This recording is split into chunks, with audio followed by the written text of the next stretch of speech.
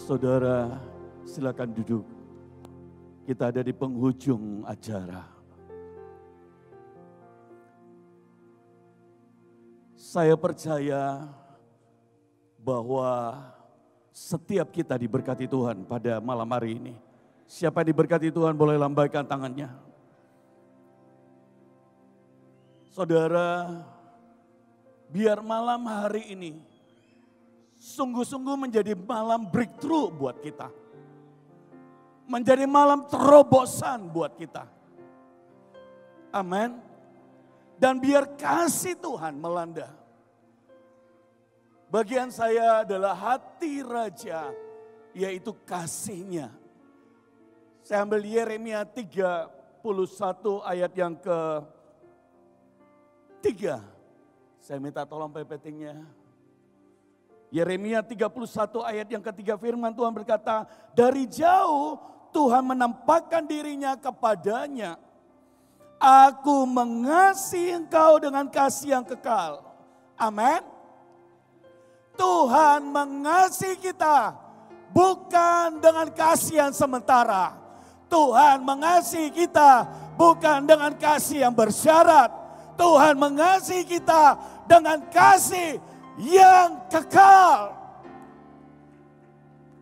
Tuhan tidak mengasihi kita seperti dunia. Dia mengasihi kita waktu kita baik. Dia mengasihi kita waktu kita memberi sesuatu. Tapi dia mengasihi kita bahkan ketika kita masih berdosa. Karena dia adalah kasih. Dan dia mengasihi kita dari awal sampai selama-lamanya. Dengan kasihnya yang kekal. Sebab Allah itu adalah kasih. Oleh sebab itu Yesus firman Tuhan berkata, karena begitu besar kasih Allah akan dunia ini, sehingga dia mengaruniakan putranya yang tunggal, Yesus Kristus Tuhan. Agar setiap orang yang percaya akan diselamatkan. Dia bukan mengaruniakan yang biasa. Para nabi tidak cukup untuk menggambarkan kasih Tuhan. Para raja-raja tidak cukup. Tapi dia datang sendiri. Dan dia bukannya datang. Tapi dia menebus setiap saudara dan saya. Dia memilih setiap saya dan saudara. Jadi kalau saudara ada di tempat ini. Baik yang di dalam maupun di luar. Maupun yang saudara sedang live streaming. Saya percaya Anda dipilih. Karena Tuhan mengasihimu. Wow, terlambat saudara. Kalau ingin berikan tepuk tangan, berikan tepuk tangan yang terbaik buat Tuhan. Sebab aku melanjutkan kasih setiaku kepadamu. Efesus 1 ayat yang ke-6, ayat ini saya sangat suka. Supaya terpujilah kasih karunia-Nya yang mulia yang dianugerahkannya kepada kita di dalam Dia yang kasih-Nya. Terjemahan bahasa Inggrisnya lebih baik. He make us accepted in the beloved. Dia menjadikan kita diterima dan dikasihi. Saudara, saya mau berkata seperti ini. Izinkan saya turun dan melihat muka saudara. Tuhan menciptakan kita dengan dua kebutuhan pokok. Yaitu diterima dan dikasihi. Amin. Tuhan menciptakan saya dan saudara untuk diterima dan dikasihi. Dunia ini sedang membutuhkan untuk diterima dan dikasihi. Dan hanya kasih Yesus yang bisa menerima saudara dan mengasihimu. Saya lahir dari keluarga hamba Tuhan. Tapi saudara, satu waktu di tengah-tengah satu kali tanpa sadar saya meninggalkan pelayanan dan saya ganti dengan bisnis. Dan awalnya pelan-pelan bisnis itu makin diberkati, saya makin sibuk saudara. Dan akhirnya bisnis kayu menjadi yang paling berhasil di seluruh Indonesia bagian timur. Ekspornya terbanyak saat itu. Kita kerja 3 shift. Tapi apa yang terjadi saudara? Saya kehilangan Tuhan di tengah-tengah keberhasilan. Saudara, apa yang terjadi? Iblis pelan-pelan menarik saya. Sampai saya narkoba. Mama saya ada di sini. Boleh lambaikan tangan mama. Istri saya ada di sini, anak saya ada di sini. Saudara, mama saya yang berdoa 1 gram saudara. Yang harusnya dipakai puluhan orang. Itu saya. Mama saya tidak tahu, papa saya tidak tahu. Tapi saya tahu bahwa mereka berdoa buat saya. Tapi ada sebuah breakthrough. Kala itu, sudah berapa lama saya tidak pulang rumah. Istri saya udah cari. Saudara, tiba-tiba saya pulang di rumah. Dan saya minta satu tanda. Kalau papaku memelukku dan memaafkanku, itu artinya saya sudah harus bertobat. Saya nggak tahu bagaimana caranya berubah. Saya nggak tahu bagaimana caranya berhenti. Tapi ada kasih, ada kuasa daripada kasih Tuhan yang tidak terbatas. Hari itu tahun 98 umur saya 27 tahun. Belum jadi hamba Tuhan, masih jadi pengusaha. Tapi bapak saya sudah jadi hamba Tuhan. Orang-orang berkata anak pendeta paling nakal itu sudah Hendrik. Jadi kalau saudara anakmu nakal, suamimu nakal, jangan pernah menyerah. Karena Tuhan belum berhenti untuk bekerja. Hari ini orang melihat keberhasilan. Hari ini orang melihat pemakaian Tuhan. Tapi saya mau berkata, ada istri, ada seorang ibu yang tidak pernah berhenti berdoa buat saya sampai kami mengalami. Hari itu papa saya datang. Saya pikir dia pasti sudah memukul saya. Jadi saya tutup muka dengan bantal. Dan saya berkata, hari ini saya akan buat keputusan. Apakah saya bertobat ataukah mungkin saya bunuh diri. Karena saya sudah tidak happy dengan hidup. Padahal uang banyak saudara. Tiap minggu pergi ke luar negeri. Bisa berbulan, bisa mingguan saya tidak pulang rumah. Kadang-kadang di tengah pesta pora saya di kamar mandi saya nangis dan teriak, Tuhan di mana kau? Saya mau berkata tidak ada yang lebih sakit selain kehilangan hadirat Tuhan. Jaga itu, jangan pernah tukar dengan apapun juga. Hari itu, papa saya datang memeluk dan dia berkata, Papa mengasihimu, Yesus mengasihimu. Saya teriak dan berkata tidak. Saya gak layak untuk dikasihi. Saya harusnya dibuang. Tapi mama saya datang memeluk. Dan dia berkata, tidak nak. Tuhan tidak pernah gagal. Saudara tahu hari itu saya buat keputusan untuk berhenti dari narkoba. Saya tidak tahu bagaimana caranya. Tapi badan saya kayak robot. Saya tanya mama saya, bagaimana jalan saya? Saya sedikit agak vulgar kali ini saudara. Maafkan keluarga saya. Saya ceritakan hal ini yang jarang saya ceritakan. Tanpa untuk mempermalukan keluarga. Tapi saya tahu ada banyak anak-anak muda yang sekarang lagi berteriak. Terikat dengan sesuatu. Dan malam hari ini Tuhan menolongmu dan dia membebaskan saudara. Amin saudara. Hari itu pulang setiap hari badan saya tambah kurus. Saya jalan kayak robot. Semua handphone saya tutup. Saya tidak tahu akhirnya bagaimana. Berkali-kali saya naik ke atas loteng dan hendak lompat ke bawah. Tapi satu kali mama saya datang dan dia peluk kaki saya dan berkata, "Nak, jangan." Saya berkata, "Saya nggak kuat." Dia bilang, "Tidak, Tuhan pasti menolong." Saya tanya, "Saya sudah tidak bisa kayak orang." Dia berkata, "Tidak, kamu ganteng." Rugi karena saya tidak mengurusnya.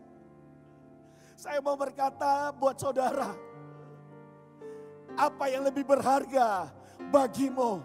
Apakah kekayaan, apakah pelayanan, atau anakmu? Saya ingin tanya buat saudara. Kadang-kadang kita tidak ingin kehilangan uang. Dan kita berkata mungkin dia itu lebih baik. Kadang-kadang kita bertengkar dengan anak karena masalah pelayanan. Dan anak tiba-tiba dirasuk iblis. Dan dia merasa bahwa papaku lebih suka dengan pelayanan daripada saya. Saudara, hari itu papa saya berkata, tidak ada yang lebih berharga selain engkau, Hendrik. Dan dia berkata, hari ini papa serahkan perusahaan. Dan saya mau jadi full time hamba Tuhan, itu nasarku. Tahun 98 di bulan Oktober. Saudara, bahkan saya belum pulih. Ada banyak orang, mungkin beberapa orang keluarga di sini yang tahu kisah saya. Ketika saya duduk di sini, tiba-tiba Tuhan berkata, kali ini kau harus bicara sedikit vulgar. Bicara sedikit berterus terang. Sebab aku ingin memulihkan banyak orang. Sebab kuasa akan kasihku itu tidak terbatas. Adakah yang mustahil bagi Tuhan? Apapun yang mengikat saudara, apapun yang membelenggu saudara, ada kuasa kasih Tuhan malam hari ini yang bisa menyelamatkan saudara. Yeah. Suamimu belum berubah, jangan menyerah. Ekonomimu belum berubah, jangan menyerah. Kesehatanmu belum berubah, jangan menyerah. Sebab Tuhan mengasihi kita dengan kasih-Nya yang kekal. Hari itu saya diterima dan dikasihi. Hari itu yang harusnya saya dihukum hanya dengan pelukan. Dan saya merasakan kasih Tuhan, kekuatan saudara. 6 bulan saya tidak kerja. Benar-benar mengalami kerugian. Tapi buat mama, papa saya, istri saya berkata, tidak masalah. Yang paling penting adalah engkau. Saudara, Tuhan mengasihi kita. Ada 3 dampak dari kuasa kasih-Nya. Yang pertama, dampaknya adalah saya dengan cepat, saudara. Dampaknya yang pertama, saudara nanti baca bahwa kita kuat untuk menghadapi setiap ujian, setiap tantangan, bahkan penderitaan. Dan kita mau berkata, penderitaan yang ringan sekarang ini tidak sebanding dengan kemuliaan Tuhan yang Tuhan berikan. Amin. Amin. Amin. Saudara, jangan pernah menyerah untuk berharap pada Tuhan. Saya tahu hari itu bertahun-tahun saya adalah anak yang paling durhaka. Satu kota Makassar tahu siapa Hendrik. Adalah orang yang paling nakal. Anak pendeta yang paling nakal. Mencoreng muka orang tua saya. Tapi dia tidak pernah memperkatakan kutuk. Yang ada dia hanya menangis. Dan dia selalu berkata, ingat Ivan Hendrik. Ingat Ivan. Tapi saya tidak bisa merubah diri saya. Saya pernah naik ke atas lantai 3. Dan kemudian istri saya memeluk saya. Ketika saya ingin lompat. Karena rasa menagih itu begitu menyiksa. Saya berkata saya tidak berguna. Tapi sekali lagi dia tidak marah. Tapi dia berkata tidak. Kau pasti sembuh. Om saya datang, mama saya berkata, jangan pernah ucapkan yang lain kalau kau ketemu dengan Hendrik. Kalau kau mau ketemu tapi kau mencela dia, jangan ketemu. Ucapkan berkat. Ucapkan berkat. Saudara, hari itu Tuhan pulihkan. Bukan waktu yang sebentar. Mungkin setahun. Mungkin setahun, saudara. Dari timbangan 75 sampai 43 kilo. Yakinlah tinggal tulang saya kelihatannya. 43 kilo laki-laki, saudara. Bagi manusia tidak mungkin.